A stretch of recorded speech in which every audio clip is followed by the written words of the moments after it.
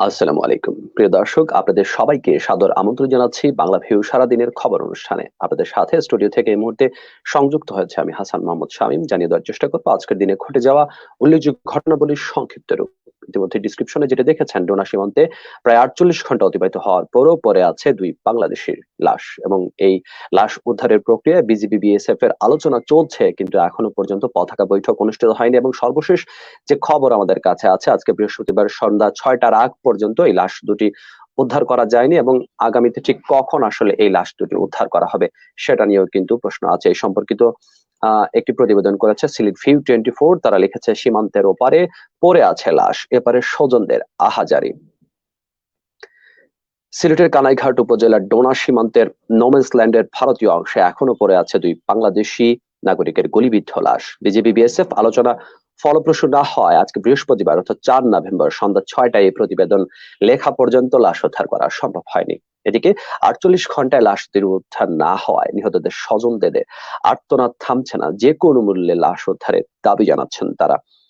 সীমান্তে হত্যাকাণ্ড সম্পর্কিত আপনার মতামতটুকু এই মুহূর্তে কমেন্টস বক্সে লিখে জানাতে পারেন দর্শক। বিজিবি বিএসএফ আলোচনা ফলপ্রসূ না হওয়ায় বৃহস্পতিবার সন্ধ্যা 6টায় প্রতিবেদন লেখা পর্যন্ত লাশ দুটি উদ্ধার করা সম্ভব হয়নি। নিহতরা হলেন কানাইঘাট উপজেলার এরালুগাল গ্রামের আব্দুল লতিফের ছেলে আসগর আলী এবং একই গ্রামের আব্দুল হান্নানের পুত্র আরিফ হোসেন। সম্পর্কে তারা চাচা ভাতিজা ছিলেন। গত বুধবার সকাল থেকে দুজনের গুলিবিদ্ধ লাশ ডোনা সীমান্তের 1331 নম্বর মেইন পিলারের কাছে পড়ে থাকতে দেখেন স্থানীয়রা। লাশ দুটি উদ্ধারের জন্য বিজিবির পক্ষ থেকে বৃহস্পতিবার বিএসএফ এর সাথে যোগাযোগ করা হয়। একই সাথে সীমান্তে হত্যার তীব্র প্রতিবাদ এবং নিন্দা জানায় বিজিবি। এ নিয়ে বিজিবি এবং বিসিএফ এর মধ্যে বৃহস্পতিবার কোম্পানি কমান্ডার পর্যায়ে পতাকা বৈঠক অনুষ্ঠিত হয়েছে, অর্থাৎ আজকে সকালে।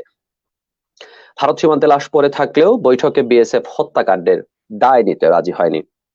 ভারতীয় কারো হাতে ওই দুই বাংলাদেশি নিহত হয়েছে এমনটা মানতে রাজি নয় বিএসএফ। আর বিজিবির দাবি, গুলিবিদ্ধ লাশ যেহেতু ভারতীয় সীমান্তে পড়ে আছে, তাই এর দায় বিএসএফ বা ভারতীয় খাসিয়াদেরকেই নিতে হবে। এ নিয়ে পরে উভয় দেশের সীমান্ত রক্ষীরা তাদের উচ্চ পর্যায়ে বিষয়টি অবগত করেছেন।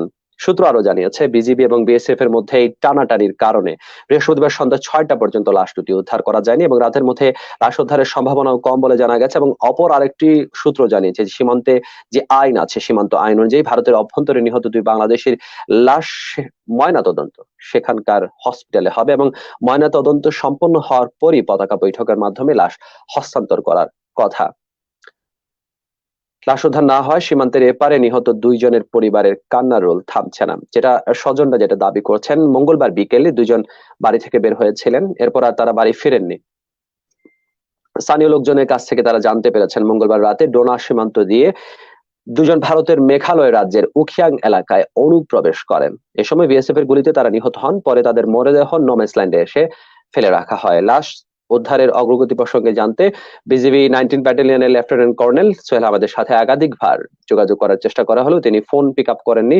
এবং কানাইঘাট থানার ওসি তাজুল ইসলাম যেটি জানিয়েছেন, লাশ উদ্ধারের ব্যাপারে বিজিবি বিএসএফ এর আলোচনা চলছে, এখনো আলোচনা ফলপ্রসূ না হয় লাশ উদ্ধার করা সম্ভব হয়নি। আমরা আশা করব খুব দ্রুততম সময়ের মধ্যে এই লাশগুলো উদ্ধার করা হবে এবং সীমান্তে হত্যাকাণ্ড বন্ধ করা হবে। দর্শক, ডিজেলের মূল্য বৃদ্ধির প্রতিবাদে সারা দেশের ন্যায় সিলেটেও 48 ঘন্টা সব ধরনের যান চলাচল বন্ধ রাখার সিদ্ধান্ত নেওয়া হয়েছে, এবং আগামীকাল শুক্রবার 5 নভেম্বর ভোর 6টা থেকে পরবর্তী 48 ঘন্টা সিলেটের সব ধরনের যানবাহন চলাচল বন্ধ রাখা হবে।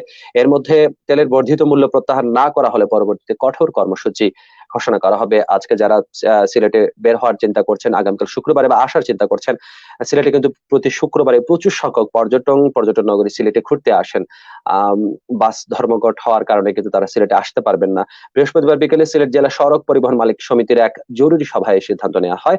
সিলেটের কদমতলী কেন্দ্রীয় বাস টার্মিনালস্থ প্রধান কার্যালয়ে এই সভায় সভাপতিত্ব করেন সমিতির সভাপতি আবুল কালাম।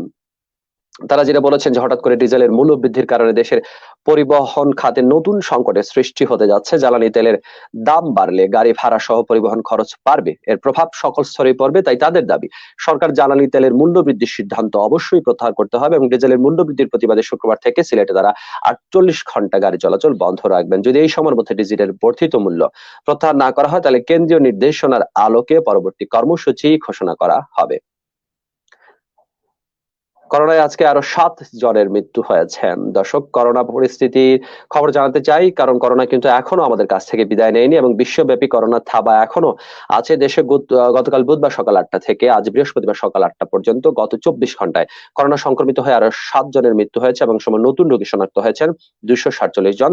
সিলেটেও কিন্তু এই সময়ে একজন মারা গেছেন। করোনা পরিস্থিতিতে এখনো আমাদের সাবধানতা অবলম্বন করা উচিত, কারণ কেউই আসলে প্রিয়জনকে হারাতে চান না। দর্শক, আজকে একদমই বাংলাদেশের টি-20 বিশ্বকাপের যাত্রা শেষ হলো। সর্বশেষ ম্যাচে অস্ট্রেলিয়ার সাথে বাংলাদেশ চরম বাজেভাবে হেরেছে। দুর্দান্ত বাজে ব্যাটিং ডিসপ্লে দেখিয়েছে। মাত্র 74 রানে লর্ড হয়ে যায় বাংলাদেশ এবং অস্ট্রেলিয়া মাত্র 6.2 ওভারে 2 উইকেট হারিয়ে সেই 74 রান করতে সমর্থ হয় এবং বাংলাদেশ এই বিশ্বকাপে একটা ম্যাচ না জিতেই বাড়ি ফিরতে হচ্ছে। দর্শক সমর্থক সবাই হতাশ, স্বাভাবিক। বাংলাদেশের সবচেয়ে জনপ্রিয় খেলা ক্রিকেট এবং ক্রিকেটে এই ধরনের অবনমন এবং বিশ্বকাপকে ঘিরে বাংলাদেশের মানুষজন যে আশার আলো দেখছিলেন, সেটা একেবারেই বলা চলে যে ধূলিসাৎ হয়ে গেল। একটা ম্যাচে জয় না পেয়ে বাংলাদেশ শূন্য হাতে বাড়ি ফিরতে হচ্ছে। করোনাকালে নতুন দরিদ্র হয়েছেন 3,24,00,000 মানুষ। জরিপে এরকম একটা তথ্য উঠে এসেছে। দেশে করোনাকালে 3,24,00,000 মানুষ নতুন করে হতদরিদ্র হয়েছেন। চলতি বছরের মার্চ মাসে দরিদ্রদের সংখ্যা ছিল 2,45,00,000, অর্থাৎ গত 6 মাসে 79 লাখ মানুষ দরিদ্র হয়েছেন। এবছর এপ্রিল মাস থেকে করোনার বিধিনিষেধের পর দরিদ্রের এই সংখ্যা বাড়ছে। এরকম একটি জরিপ করেছে BRAC institute of governments and development, BIGD, এবং power and participation research centre যৌথ জরিপ করেছিল তারা, এবং তারা এই বৃহস্পতিবার জীবিকা এবং খাপ খাইয়ে নেয় এবং উত্তরণে কোভিড-19 এর প্রভাব শীর্ষক জরিপের ফলাফল প্রকাশ করেছে। জরিপ প্রতিবেদনে বলা হয়, করোনাকালে দারিদ্র্যের কারণে দেশের 28% মানুষ শহর থেকে গ্রামে চলে গেছে। সর্বশেষ জরিপে দেখা গেছে তাদের মধ্যে 18% মানুষ শহরে আবার ফিরে এসেছে, অর্থাৎ 10% মানুষ এখনো শহরে ফিরে আসতে পারেনি।